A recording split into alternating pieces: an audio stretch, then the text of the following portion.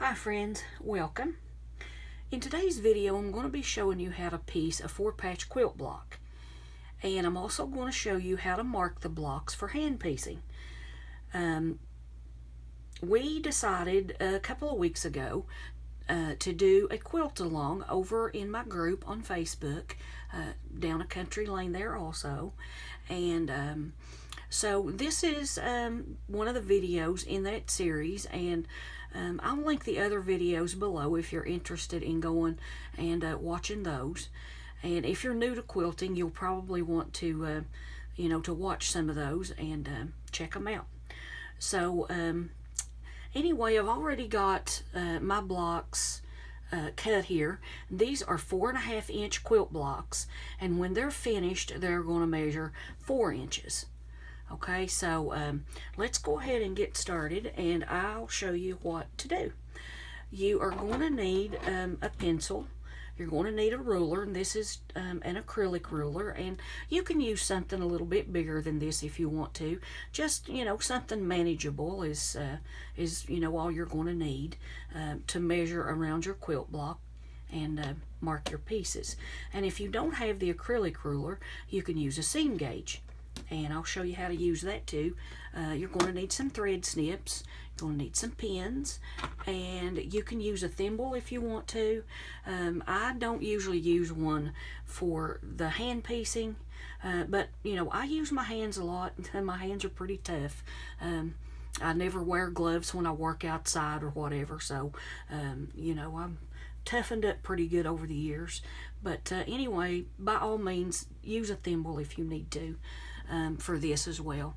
And then you're going to need some hand quilting thread, and this is by Coats, and there are different name brands, different qualities. You can get different colors in your quilting threads, and so today I'm just using a white thread to piece with. And if you were using darker fabrics, of course you would want a darker thread to kind of match up and not show so much for your hand piecing. Now I have already marked my pieces. You can see here these are marked, and we're going to get those out of the way. And I do want to tell you that you need to lay your pieces out in the way that you'll want them once your sewing is finished.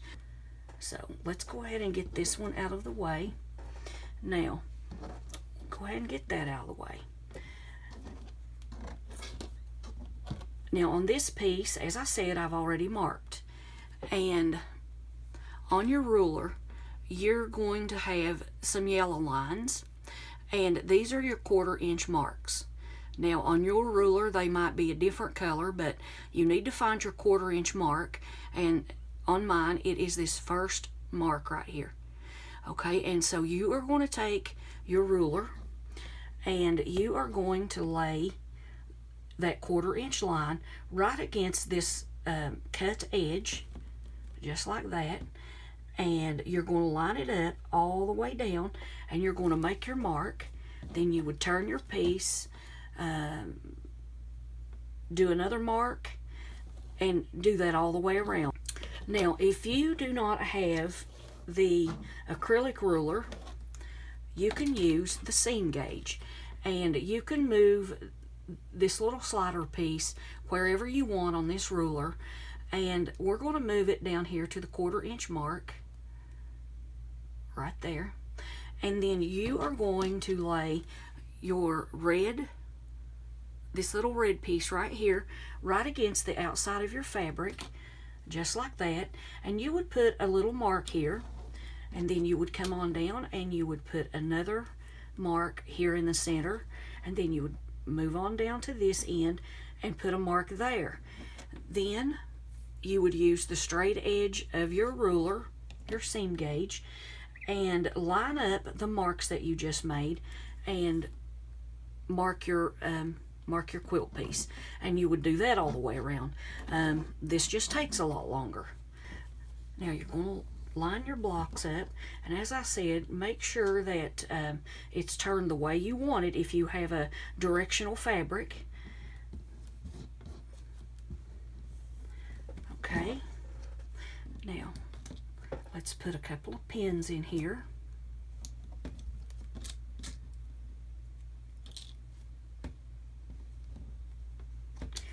Okay. Now, I have my needle threaded.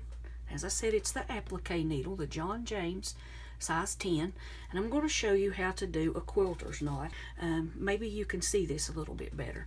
Now, I have my thread here. We're going to be piecing with one strand of thread.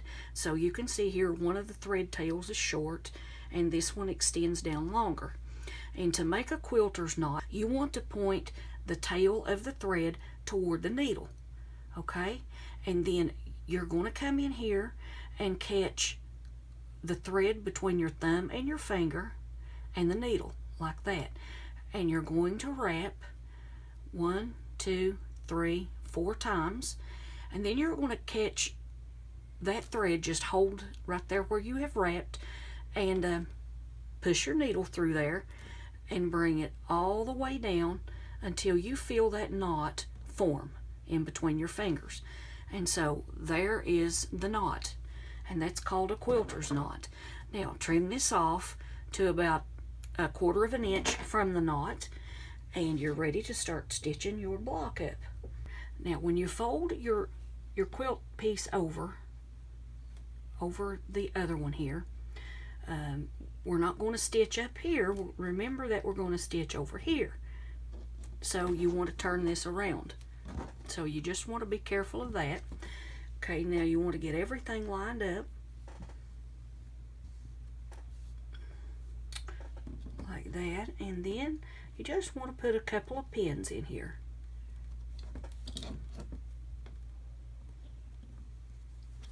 Okay, just like that. All right, now you're ready to start stitching. Okay, right here where your lines intersect, the drawn lines for your seam allowance, you're going to go straight down where they meet right there. You're going to come out onto the back and make sure that they come out there at the intersection, and it did. And you're going to make your first stitch, and you're going to come out from where you went down with your needle. You want to go over about 1/8 of an inch and take that first little stitch. Now we're going to come back here and put the needle down where the knot came out. We're going to do a back stitch, and then you're going to come back out right here where your thread comes out, and you're going to do that back stitch, and that's just what I call a little locking stitch. It just helps secure that a little bit better. Now you're going to come out from your thread here, and you want your stitches to be about 1/8 of an inch long. So you will go down about 1/8 of an inch where your thread comes out, and then you're going to feel the tip of that needle with your finger, one of the other fingers here, and when you feel that needle come out, you're going to go right back up just like that, and your thumb here is kind of helping to push that thread onto that needle. Okay, now let's do another one about 1/8 of an inch away, just like that. Okay, now after you do 3 or 4 stitches, you want to do another back stitch, and as I said, that back stitch just helps keep everything locked into place as you sew along through here. So let's do a little back stitch. I'm going to move this pin, and now on the back here, you can't see it, but you want to leave a space about 1/8 of an inch long on the back, and your space is up here. You want everything spaced about 1/8 of an inch. Now when you practice this, if you're new to sewing and quilting, you're going to want to practice to get your stitches consistent, and taking those small stitches, and don't be don't get discouraged if your stitches are not perfect. Mine aren't perfect. It's been a while since I've done any hand quilting, piecing, and you know, my stitches are, you know, I need to get back into it and practice a little bit on mine as well. But anyway, when you get going, you can load several stitches on your needle just like that, and again, you are feeling the point of that needle come through on the bottom with your finger here. Then you're going to go right back up, down, up, down, up, just like that. Okay, do another back stitch and continue on until you get over here right before your intersection here. And after I stitch all the way over to about right here, just, you know, maybe a stitch away from where the lines intersect, I'll be back and show you what to do. Okay, we are almost to the where the lines intersect here, and I'll show you what to do there. You want to take a stitch here, and then you want to come right back up where that seam intersects, the seams intersect, okay, right there. And then you want to go over here on the back and make sure that you have come back up right there at the intersection there as well. And so let's, okay, and that looks good. Okay, now to tie this off, there are different methods for that,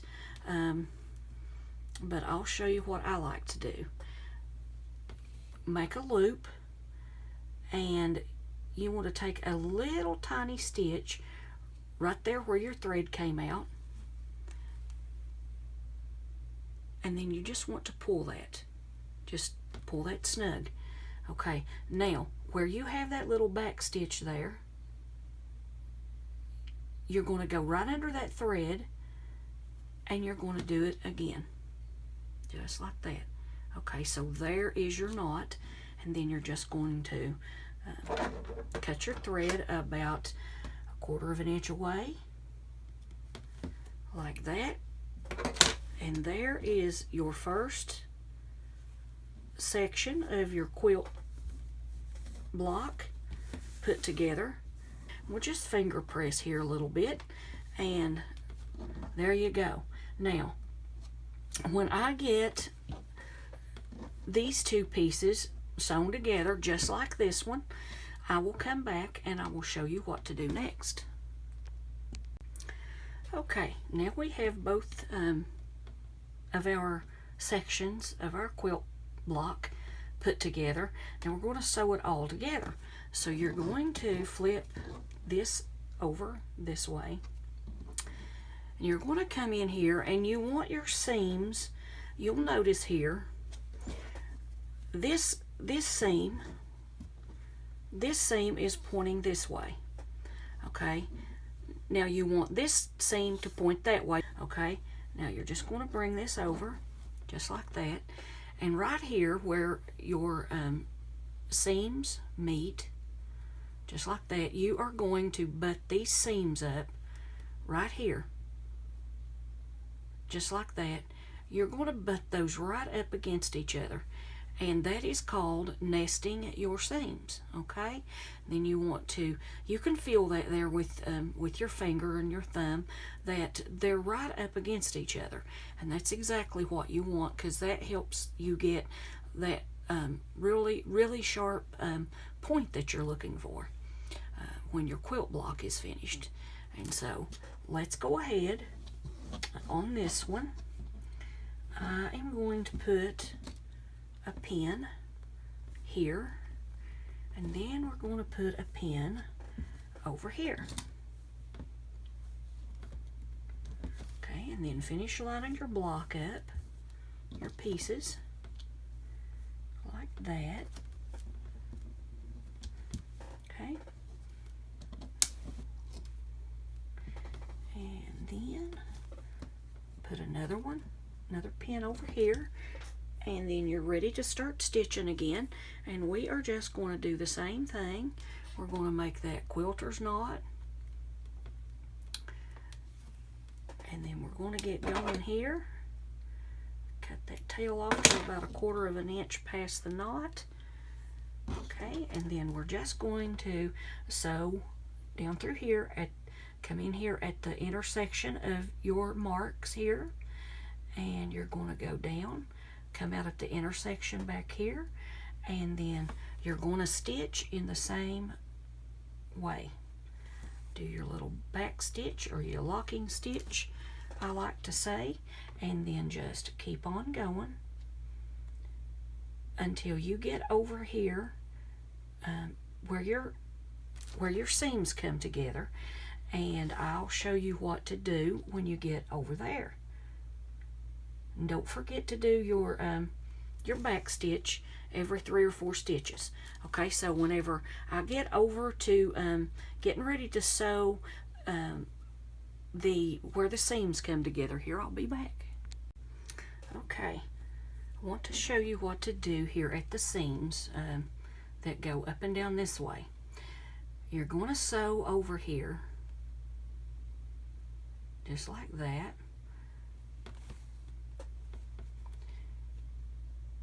Let's do another one. You're going to move your seam allowance right here, you're going to move that out of the way. Okay, so hold it over and come up right at the right here where your marks intersect again.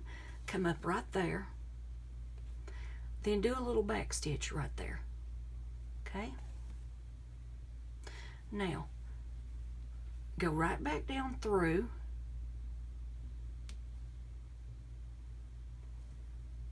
to the back. You want to come out right on your line just like that, and you want to come up here on your the line that you've marked here. Okay, so you don't sew down through your seam allowance. Okay, just like that.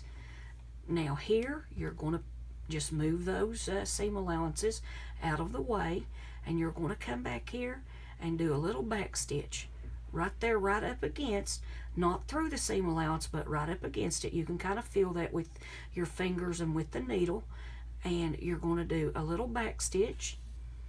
Okay, and then you are just going to continue on right on over to the end, and we'll do another little back stitch right there. Take the pin out. Okay, and then I just think that doing a back stitch on each side of that seam just helps that to lay better. And so when I get all the way over to I'm gonna have to adjust here a little bit again, but when I get all the way over to the end here, I'll come back. I have finished off the same way as I showed you on the pieces before. You just do your little back stitch and loop your thread around and come up through, and do that a couple of times, and then just cut your thread off to about 1/4 inch past the knot, and then there is your 4-patch block. I hope you guys are enjoying the process. Don't get discouraged if your stitches are not consistent, and if things don't go just perfectly. It takes practice. As I said, I need to practice myself. It's been a long time since I've done much hand quilting or sewing at all, and I've been wanting to get back into it. So we'll just make mistakes together. We'll cover more in the next video, and so until next time, you all enjoy your quilting, and we'll see you in the next one. Bye bye.